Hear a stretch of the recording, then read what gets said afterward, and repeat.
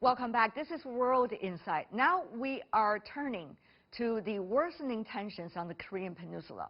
Last Tuesday, the DPRK blew up an inter-Korean joint liaison office built as a sign of goodwill with South Korean President Moon Jae-in.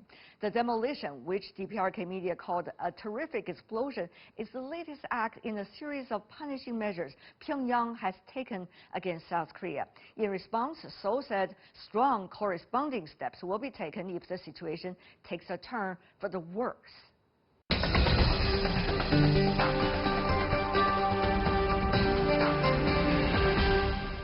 For more on the Korean Peninsula tensions, we are joined via Zoom in Seoul. Yunjung Lim, Associate Professor with the Division of International Studies at Kongju National University.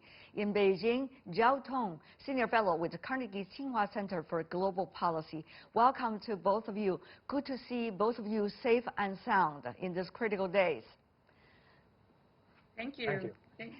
But the issue on the Korean Peninsula is becoming ever more a hotspot. So, Ms. Lim, in Seoul, tell me what is the reaction, generally speaking, toward the latest development?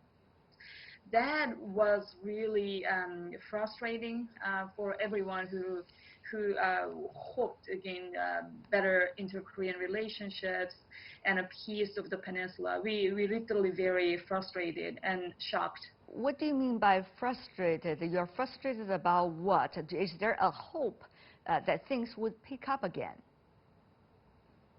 Sure. As you remember, of course, as I mentioned earlier, we had so many dramas, but from like 2018 with our Pyeongchang Olympic, some of their delegations came here, and then we had a inter-Korea summit. And also Mr. Trump, again, the President Trump and Mr. Kim, they met twice, actually more than twice, if you include the short meeting at the Panmunjom. So, you know, we really excited, and then we were looking forward to the rapprochement, reconciliation between North and South and between North and the United States. But you know, they revealed their anger in a very expressive way, very destructive way. So that is why, and together with this, I have to mention the business owner. Actually, they invested in the Kaesong Industrial Complex. You know, they still got lots of kind of, you know, financial difficulty. So their frustration will be much more than just average Korean citizen, of course, but still all Korean citizens are really frustrated. Right. Mr. Zhao, we haven't heard from Beijing much about how China sees it officially. And even from Ms. Lim's comments, we haven't heard much the name of China or Beijing being mentioned. So how do you think from the Chinese capital, looking at what's going on, look like a drama, certainly for sure, exactly the nature of it? Well, I think the recent development does present some serious dilemma for China. On the one hand, the North Korean activities really not only humiliated South Korea, but also the United States. And given the increasingly competitive between China and the United States, I think China may feel a little sympathetic over why North Korea feels the pressure to retaliate against the lack of cooperation from the United States on the diplomatic process. Some cynical observers may even argue that the North Korean provocations could help drive a wedge between the U.S. and South Korea alliance, which is not necessarily against Chinese interests. But on the other hand, we don't know what things would develop next, whether North Korea would increase the level of provocation to put even more pressure on Seoul and Washington. And if that's the case, if North Korea is going to conduct military provocations, redeploying troops into the DMZ, or even resuming missile tests, that would seriously undermine regional stability and may even help consolidate North Korea's status as a permanent nuclear power. And those are viewed by China as a real problem. Okay. So China may also have an interest to deter further North Korean provocations if they go to too high levels. Two things, Mr. Zhao, just to follow up. One is China actually have seen how Washington has been acting these days, given China's own experiences. As you said, might be more sympathetic to Pyongyang as a result of this. However, how is China looking at the complaints coming from Pyongyang as well toward either South Korea or Washington, particularly the latter, about the United States' lack of commitment, at least in Pyongyang's eyes, following the leaders' meeting, whether it's in Singapore or it's in Vietnam. We all know there were even certain political storms inside North Korea after those political meetings. Certainly, the current administration in North Korea have put a lot of hope, to say the least, into the discussion. But the results are not, at least to their satisfaction. So what about the perspective from Pyongyang?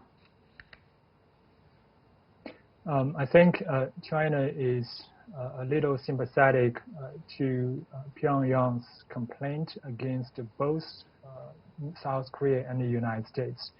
Against South Korea in the issue of the political leaflets, that's a long-standing political headache for North Korean leaders.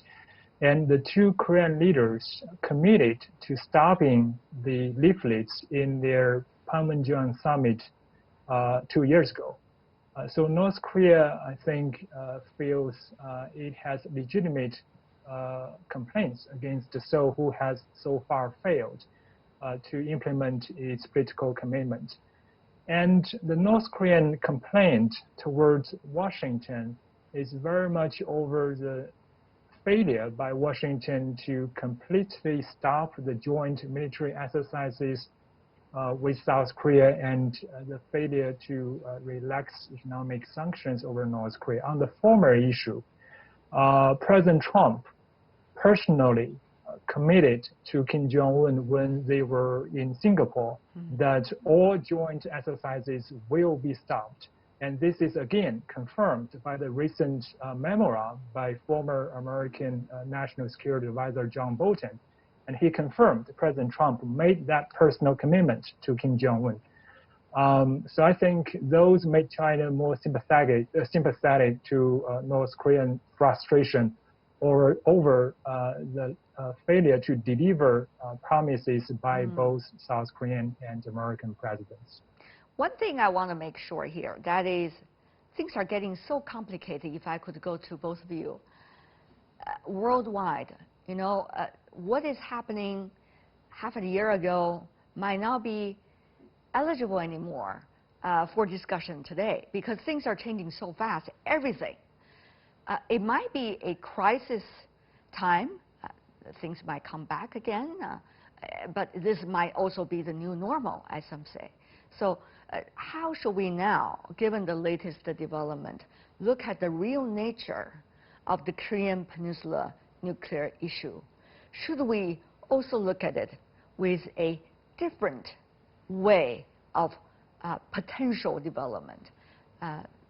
Ms. Lim, your thoughts first. Yes.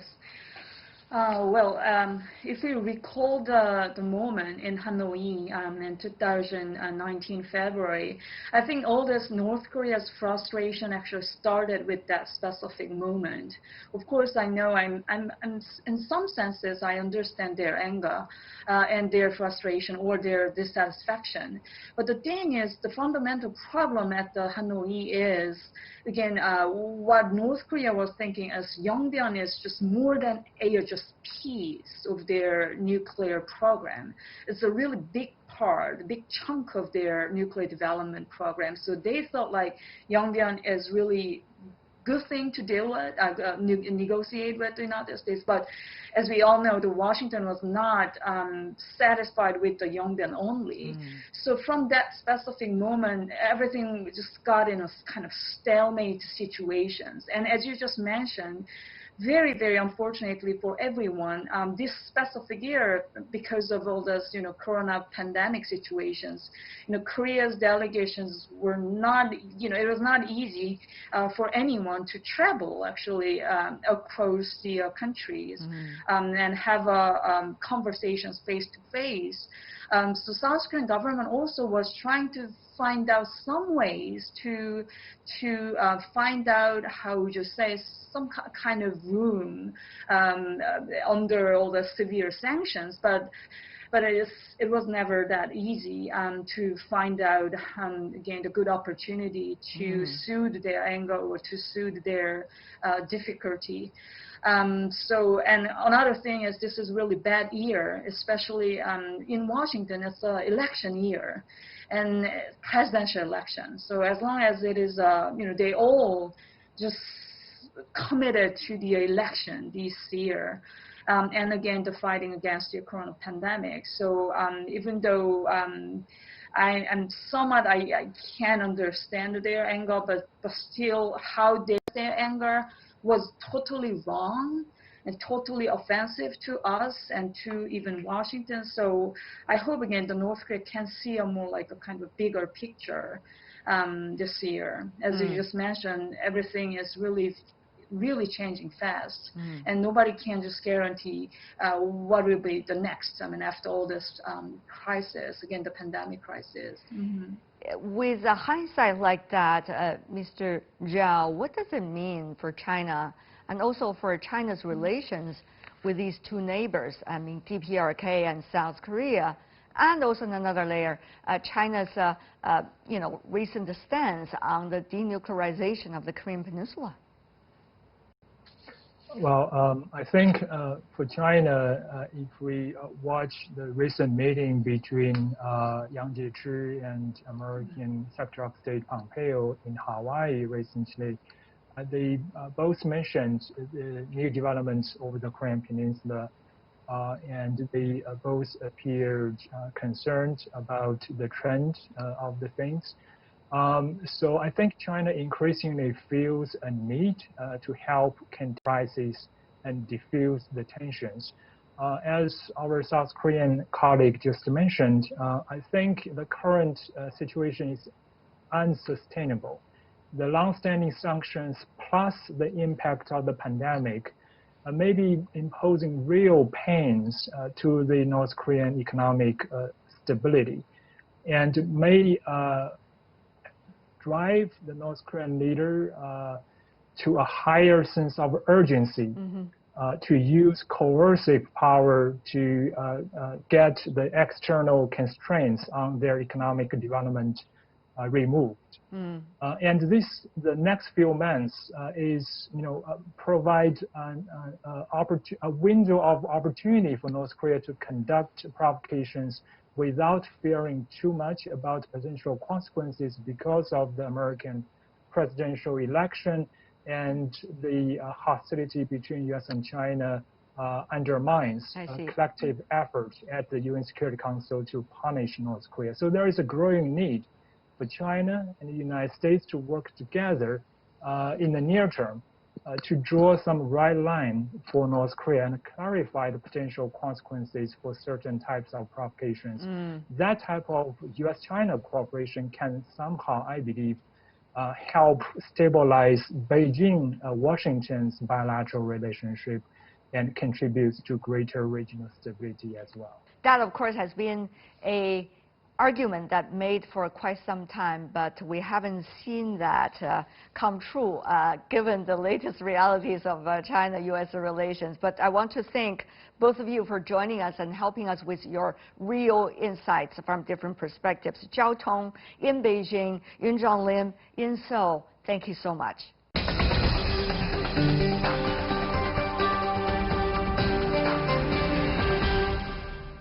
That's all we have for today. If you'd like to see more, certainly you can check World Insight in your search engine or our YouTube channel. Follow us on Twitter and Facebook accounts. I'm Tian Wei. On behalf of the team, thanks for watching. Bye for now.